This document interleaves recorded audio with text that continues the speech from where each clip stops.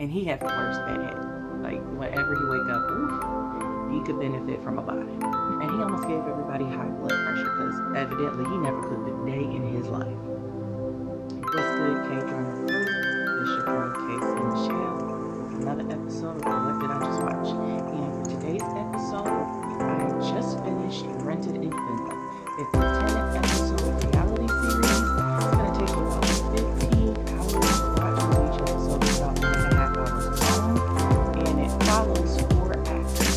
Eun Woo, Kwak Dong Yeon, and their young names, Dong Hwi and Lee Je Hoon. So they spend about a week in Lapland, Finland, like a rustic area, living in the woods, living off of nature, and their love to support this because you're allowed to pick, harvest, and fish even on private property. Now, this is something that took them a little getting used to. Not sure how well that was moving in the States, but it does well for the business. While they have to do without a lot of the creature comforts of living in modern society, so they're living without electricity, they're living without Wi-Fi or data, they're living without indoor and sometimes even outdoor plumbing. They have to use an outhouse, they have to shower or bathe in the lake for most of the rooms that they stayed in, and sometimes they even have to deal with not having a regular kitchen. And honestly, at the beginning, they were having a little bit of rough time, but they started to adjust and find ways to enjoy each other's company. But the biggest adjustment that they had to make was to the fact that most of the time it's daylight, because the way the earth is tilted, they spend most of their time in daylight. So it was difficult for them to go to sleep, and especially in places where they didn't have blackout curtains. So when the sun rose, they were like, oh man, it's time to be done. That would have been a huge benefit for me. There's no way to survive. And they also had to make their own meals and campfires. And once in a while, they would like a gas stove. They had to build a campfire, they had to chop wood, and cook in the outdoors. Now we got to see a different side of each of the actors. Eun Woo showed a different side of him than what we're accustomed to in the series that he's acted in the last few years. So he's smiling, playful, pranks on his roommates, which is very cute.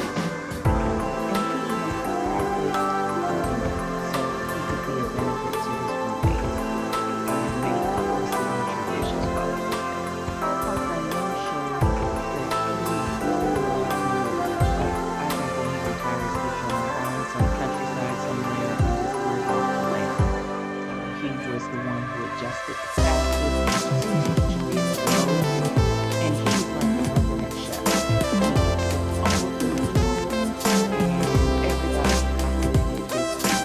He also liked to go off on his own, so he did a boat, wrote to the middle of the lake, he sat off to the side, lay down on a rock to take a nap, or get on a bike and just reminisce.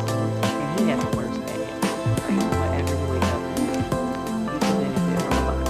And then we have Dong Hwi. First of all, I like him from Brick by 1988. I love his character in that show.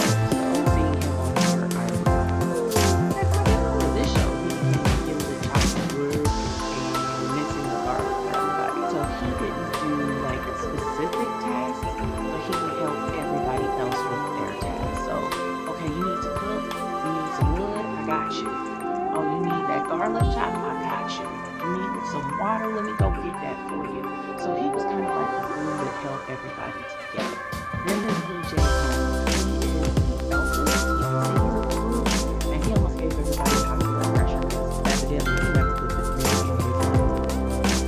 But once he realized the error of his ways, he decided that he was going to learn from his brothers. And so he spent the rest of his time learning from them how to cook, how to chop, how to use the heat. And even his mistakes, he would turn into something that they found actually delicious. This series is pretty straightforward. They visit a city before they go to their rented room in the middle of nowhere, going down a dirt road, so that they can fend for themselves.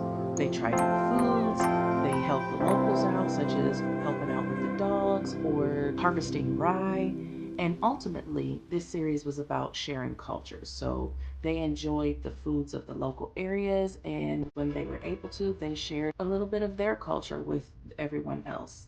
And they were even mindful of like people's palates. So like they figured not everybody likes spicy foods like them, so they limited the spice whenever they would prepare foods for others. I thought that was sweet. One takeaway for me was I started using the sauna. Before watching this, I absolutely hated going to a sauna. I'm not a big fan of sitting in a hot room, and especially when you start to get a little dizzy or lightheaded, like, the no for me. But watching this show helped me to realize there are some benefits to getting in a sauna. So this show influenced me in a positive way by causing me to start using a sauna. So if you're looking for something that's straightforward, easy to watch, not intense, then this series is for you. So if you like watching this kind of content and you want more, you know what you gotta do.